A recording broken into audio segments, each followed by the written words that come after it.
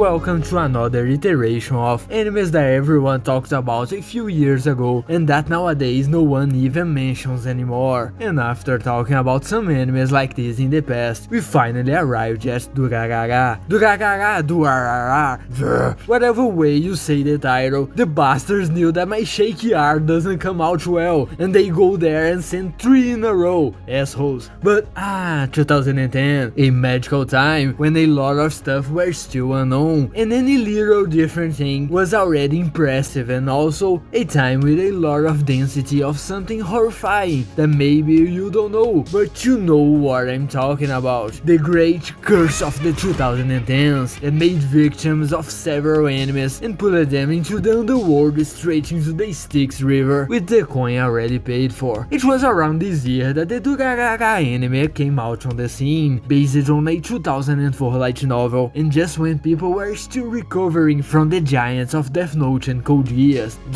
Came out at a great time and was like enlightening the community. Would this be a good anime? Yeah, maybe not something as beautiful as a light, but more like taking a vending machine to the noggin, because Durarara is dirty and certainly is not one-sided, and that's exactly what grabbed the community by the balls and twisted. Everyone loved this work. There was no way you could go to a place where there was a small chance of something about anime appearing and not see this little helmet on the perimeter. It was a fever. She was a lot of people's waifu and the symbol of a character with a sensational design, because right, there's no way, look at this damn thing. This helmet is really iconic. A few years ago, just showing a photo of this walking helmet was enough for everyone to know what you are talking about. Nowadays, no one seems to even care about this anime anymore. Durarara, unlike most animes that came before, brought something in some way unique to the mainstream of the community at the time. An anime that the focus was not necessarily on the main character, but rather on the city that seemed to breathe in the middle of the complex mesh of personalities, and it was as if Ikebukuro was a character in its own right, and that everything in the story orbits around this region in the northwest of Tokyo. So there's everything that involves the exotic place during the darkness after sunset, at the level of a work that isn't saying right. We are not talking about the Fable here, so no Soapland or anything like that, even though there are Yakuza, gang wars and a lot of things not really approved by law. But there's a catch. One of Ikebukuro's residents is a supernatural being, a mystery, an urban legend that turns out to be actually true. A headless biker. Yeah, it's her. The most passive-aggressive mythological rider you will ever see. If you don't know her yet and haven't watched this anime, I'm 100% sure that, like me, her personality is not what you expected from a character with this appearance. And just like the other animes in this line of videos that I've been making, yeah, I experienced the hype. I experienced people exploding from talking about it everywhere, but I didn't watch it at the time. The famous, looks interesting, I will watch later, that later never came. So tell me, why nowadays you almost never hear about if it was such a hyped and influential work? Is it even possible for everyone to put it aside as if it didn't even exist? Honestly, I don't even remember the last time I heard about this anime, but yes, it's possible, and you would be surprised by the quantity and level of work that have already been forgotten by time and that are sensational, or that the entire community once spoke highly of. For example, have you ever heard of Bokusatsu Tenshi Dokuro-chan? Yeah, maybe you have seen an image of it in the background of my previous videos, but it was a very relevant anime in community groups, especially on the Japanese side. But today, it's a story that literally no one knows exists. I never thought that me making a video of the crap a while ago would be relevant to this one, but anyway, around here we like to affectionately call this phenomenon the Haruhi effect, an anime a giant work that everyone knows, that everyone thinks it's impossible to fall, that shows that time is relentless and has already made its nail and disappears slowly. Time extrapolates all the bad points of a work loved by everyone, perhaps highlighting the reason why they disappear and do not continue to actively affect the community. Durarara lives in this shadow, similar works with the same destination. question. So then, was Durarara really that good?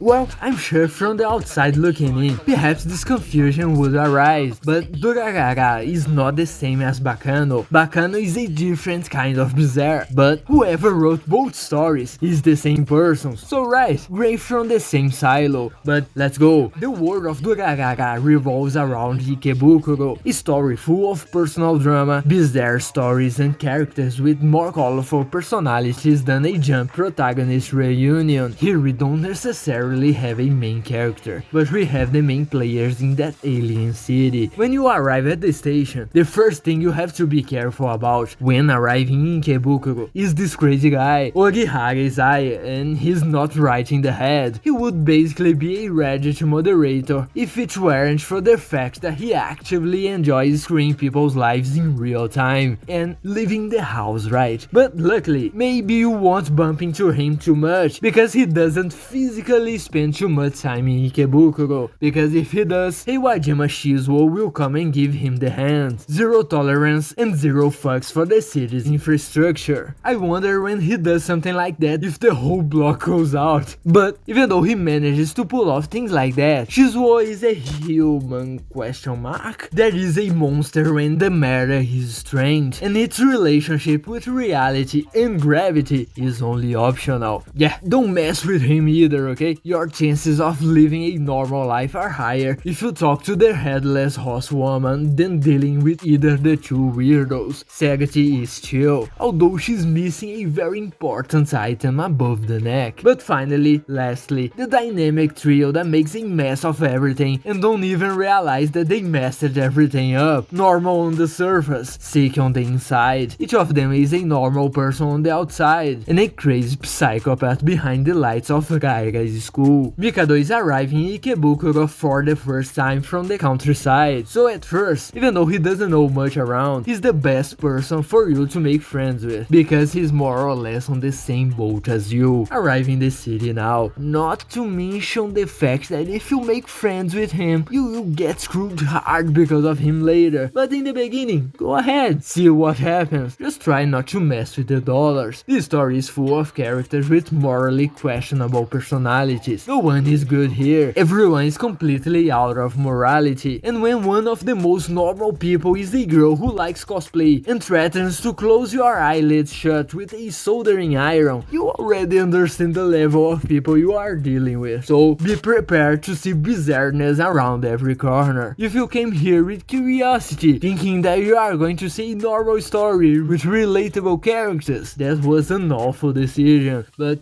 trust me, this was one of the biggest highlights of the anime at the time. It was almost a cultural event. People became fans after seeing the stories connect of the different perspectives, that while one character does one thing, another does something else. The feeling that at any moment, one character can meet another, and that you can receive another side of a crazy night in Ikebukuro. 2010 was still a time when people dedicated themselves to getting involved in the story, episode by episode, as if they didn't have the possibility of reading the light novel before everyone else and seeing all the answers, and if you did that, you would be thrown aside and cursed until tomorrow. So the community really got involved with the stories. People really theorized as if they were police officers trying to catch Kira. Is Isaiah really human? Will Sagittu get her head back? And of course too, full of favoritism. Ah, the dollars are right. Ah, the yellow scarves that are. I like the blue squares. Fuck you. The elitism of teams that was really fun to be part of at the time. The story was real and seemed to breathe like the city itself in question, with the fake outs, the way the episode started in the future, and little by little explaining what happened. Everyone stayed on that what is happening, and it was so fun to see this happening, even though in my case, on the outside. An anime that was confusing in a good way. And since it was kind of the first anime like this that that became mainstream, it introduced a lot of people to a different model of telling stories that they had never seen before, truly marking the lives of these people and showing what it's possible to make in an anime story. But fast forwarding to today and the simple existence of this video, Durarara does not demand the respect and that spark of enthusiasm it once had. Many people don't even know that there is more than one season, and perhaps that's when the cracks began to appear. Many people think that the next seasons have become a more complicated mess than they should be, trying too hard and even too much to be superior to the first, and failing. But also many other people also continue to enjoy the work, but more something like the lunch you had the other day. Was it good? It was. Could it be better? It could. Do you remember what you ate?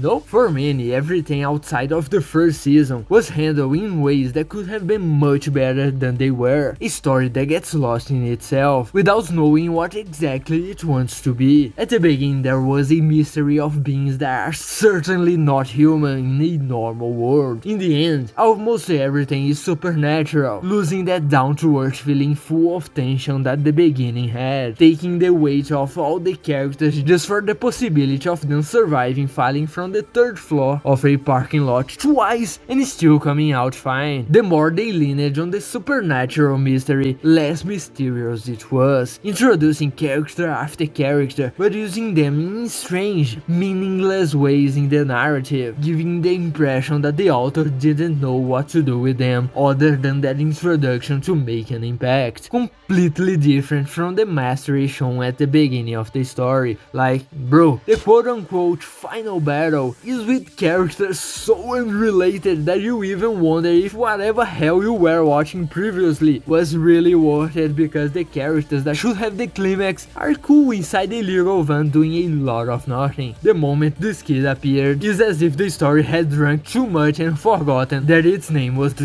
making characters that were once sensational, that made people crazy to squeeze his throat, but also, you know what I'm talking about, become characters that you roll your eyes when they appear, because you know it's going to be just another bunch of nothing. I lost count of how many times they cut to Isaiah inside his apartment, playing with little pieces, holding on to a evil smile, that the dominoes of his plans are all falling into place as he wanted, while he does almost literally nothing in the entire story, and yet they want to make you believe that he's the biggest son of a bitch of all, even though after the first few episodes, all you see is the author trying to pat you on the back and saying, trust me bro, Isaiah is badass, while fucking nothing happens, and everything that happens, including a coin falling into a drain, is his fault, and part of his 4D chess plan. It's pretty underwhelming. When Shizuo goes from, damn, he threw a guard ray at the guy, what an insane dude, to balls to the walls doing parkour while flying on the side of a building with just 3 jumps on the wall. Nothing has weight anymore, you know? It's this kind of thing that time extrapolates, makes it grow and become evident. Anything that could be considered not so good in a good story makes people leave the work along the way. The hype that it once had fades away. It can't maintain itself. Maybe because since then we have had anime released with equally insane premises and execution than something that was released years ago. Then nowadays the power of a main character is a granny eating the boy's junk, but also maybe because of these deficiencies that became obvious when you watch it nowadays, Durarara just lost the class of must watch over the years, like that friend of yours from school that you really liked but grew apart at some point because, well, you don't even know what happened, it just happened. But don't get me wrong, Durarara still has its place and its charm, especially in terms of vibes. There are few animes even nowadays that manage to create a dirty and dubious environment in a city like Durarara can do with Ikebukuro, an atmosphere that is lively, scary, mysterious, but also addictive, that grabs you and makes you want to see more, have more. Even though I said that many of them are completely non-existent and are not well used, the characters are also very good,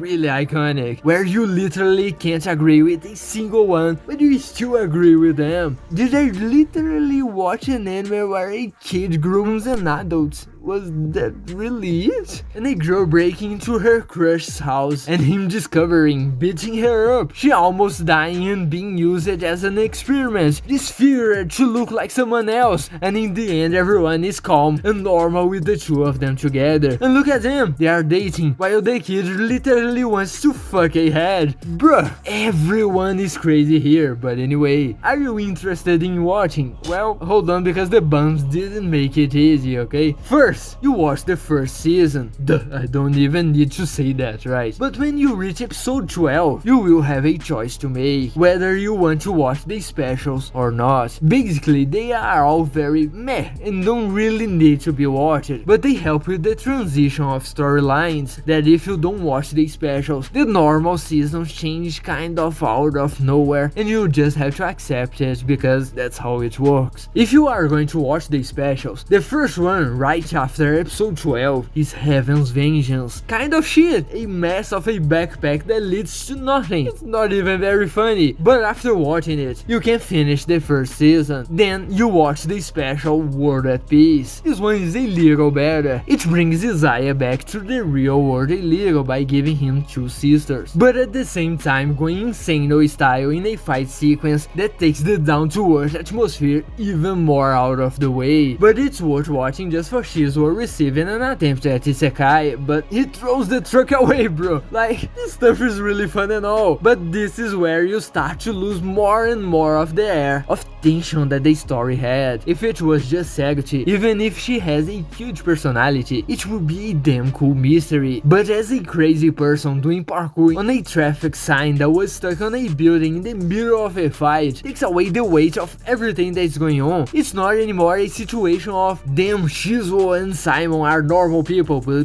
built different, so keep an eye out because they are literally supernatural no matter what they say in the story. So with this, there's not much danger anymore. If one of them gets shot, you don't really care because, right, the guy does this, man. But someone tell this guy that that's not how Windows work. This made me spill soda on the mouse pad, bro. Come on, it ruined my thinking, man. Piece of shit. But anyway, if it's not for the fight, Isaiah's sisters are almost useless in the story, other than not stopping talking in the chat sequences and providing the insisting to the work. You can safely skip this here. So now, you go to watch the second season, Durarara X2 Show. You will watch up to episode 4 and watch the special Watashi no Kokoro wa Nabemoyo. Perhaps the best special and the only one that I would say you have to watch, even if you aren't watching all the specials. It's basically the stories about how some of them first met and such. It's pretty cool. And if you can't find them to watch, instead of putting these names I'm talking about, if you put the episode number, maybe you will. Like this one, since it's after episode 4, it's the special 4.5 and so on and so on. Then after watching it, now you finish show. Then go to the third season now, Durarara X2 10. Watch one episode.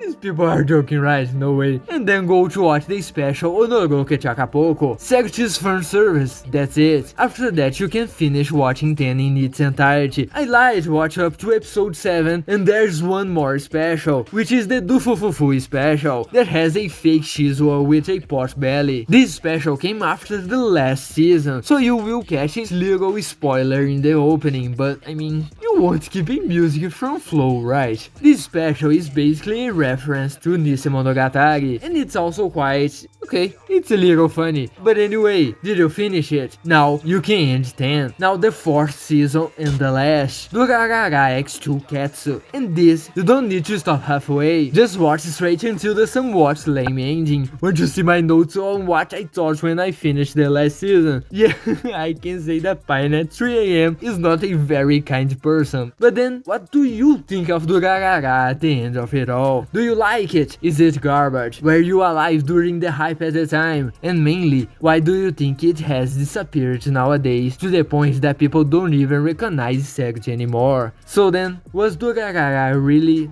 that good? Yes, but yeah, it was innovative at the time, weaving complex character dramas in a imperceptible way, mystery, action, and a supernatural twist in an anime that not only captured the crowd, but invited everyone to dive into its culture, theorize, think, give opinions, and like it. Isaiah's plotline is everything that the kids from Zankiel no Terror most wanted in life and failed miserably. But all this brilliance when it was released, even with its thousands of defects, it is a work that will always be special and have its place in the community, even if minimal, a work that couldn't maintain its initial magic forever, but nowadays it is better placed as a hidden pearl that you watch and are impressed by for being a good work than a best anime top 10 must watch from the past. So the next time you are thinking, life would be so good if there was a guy throwing a light pole across town with his bare hands in my neighborhood, give Durarara a chance that you won't be disappointed. And if you have already seen it, the nostalgia is good, and watching it nowadays, maybe you will see the story through different eyes. And if you didn't live at the time, the curse of the 2010s will help you feel the same feeling as everyone. Don't worry, Durarara was really such a good work, but after so many years, its defects are much more evident, and perhaps you don't agree with those who watched it while it was still relevant. And now, leave a like, subscribe, show it to your friends. Oh no, Pine is becoming a armpit YouTuber. Oh no,